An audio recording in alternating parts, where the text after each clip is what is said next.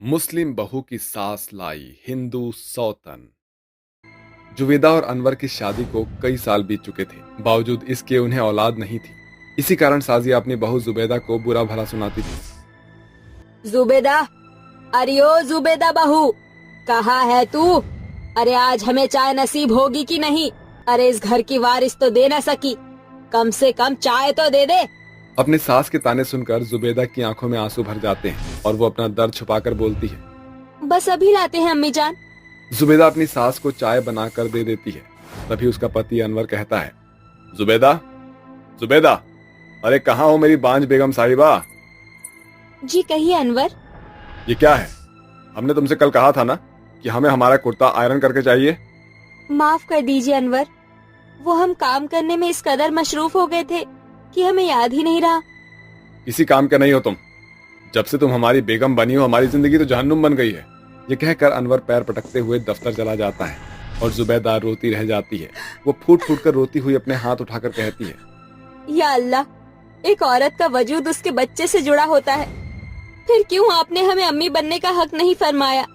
अपनी बहू को ऐसा रोता देखकर अब्दुल उसके कमरे में आकर कहता है, बहू, खुदा पर भरोसा रख, एक दिन वो तेरी खाली झोली जरूर भरेगा, मगर तेरे अब्बू जान के लिए तू अभी मुकम्मल बहू है।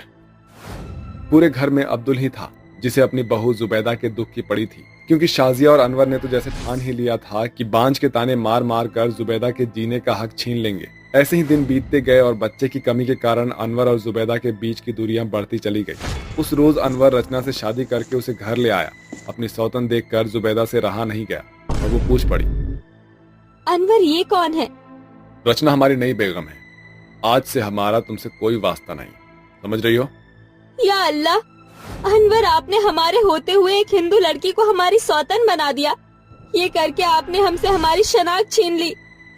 ऐसा करने पर तुमने ही मुझे मजबूर किया है, क्योंकि तुम तो हमें औलाद देने से रही। अरे हमें तो पछतावा है, पछतावा कि हमने तुम जैसी नाचीज से निकाह कर लिया। अरे अपने कंजर्व कोख से एक औलाद भी नहीं दे सकी हमें।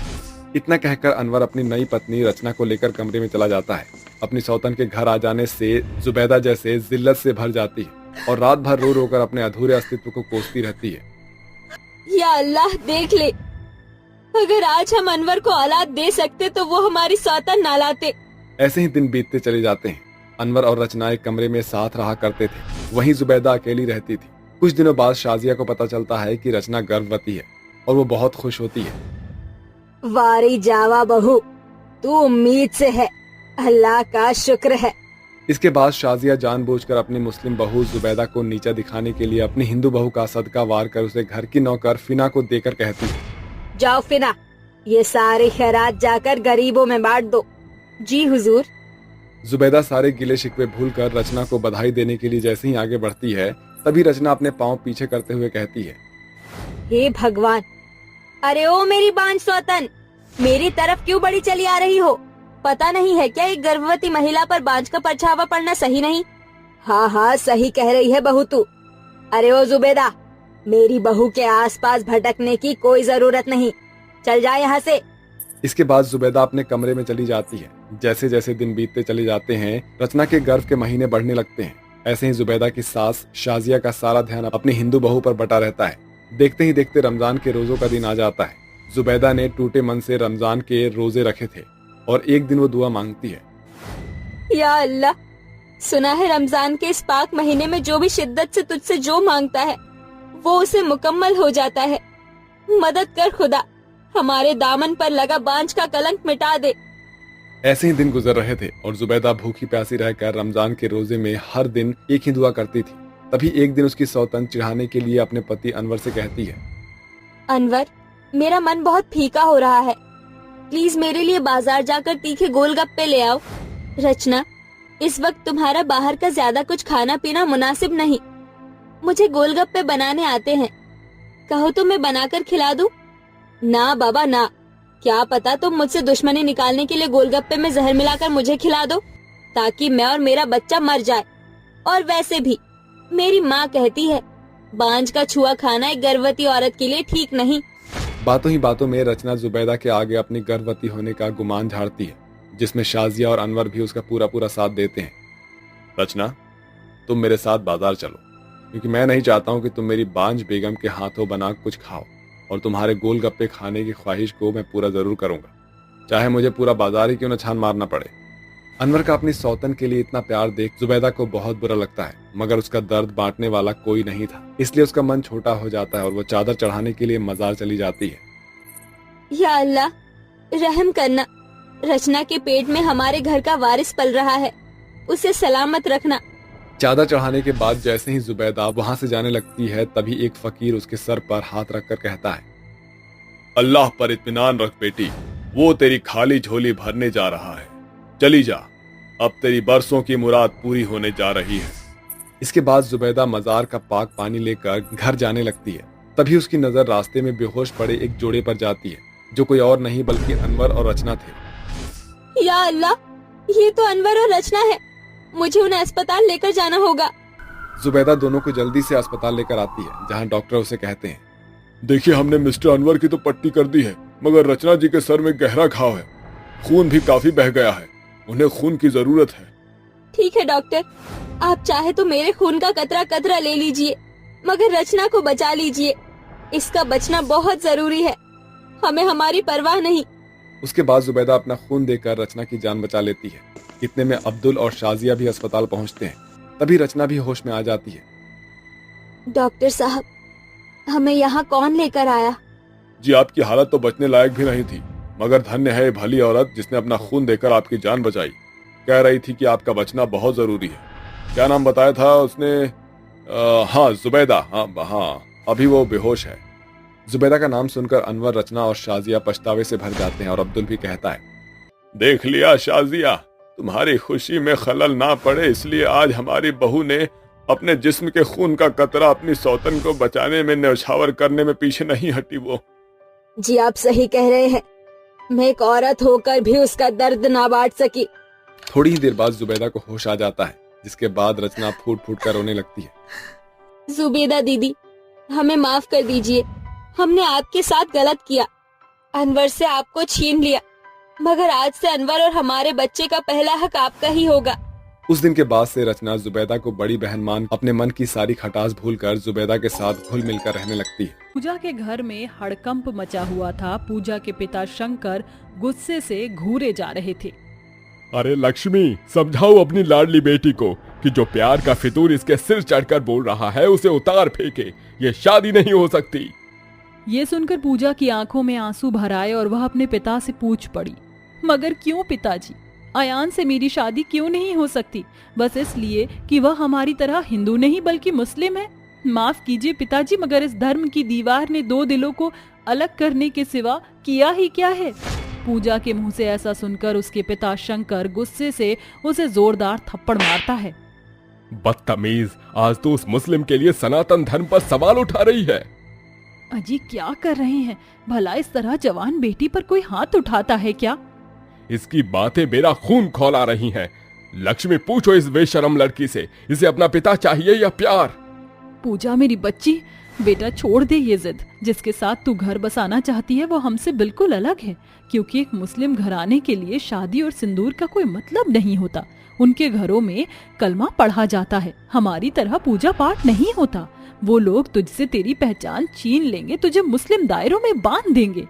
अपने माता पिता के समझाने के बाद भी पूजा उनके खिलाफ जाकर अयान से शादी करके उसके घर चली आती है, जहां अपने मुस्लिम ससुराल वालों को देखकर उसके चेहरे पर अलग ही डर घिराता है और वह मन ही मन माता रानी से कहती है, हे माता रानी, मेरी मदद करना, कहीं मेरे मुस्लिम ससुराल वाले मुझे ठुकरा ना दे।